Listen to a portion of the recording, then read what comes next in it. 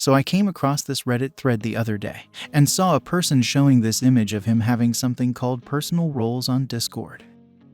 It looks like this and will be visible to anyone viewing your profile. In this video, I'm going to be discussing about this and also show how you can get this yourself.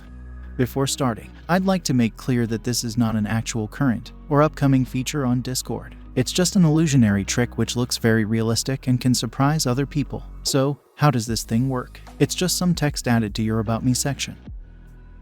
To find this text, go to the video description and look for the paste bin link. This text is the key to this trick. Copy this text and paste it in your About Me. You can edit these emojis and text as you like.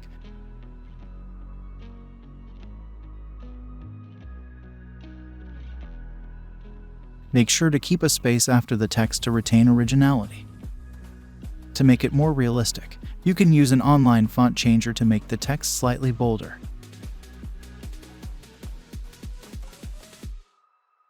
I'm using this fancy text generator on Lingo Jam, and that's basically it. If you liked this video, don't forget to subscribe. I know most of the people coming to this video might think that this is a legit new feature, but it's close. Sorry to disappoint you if you did. I wish Discord does add something like this. It looks good for a profile.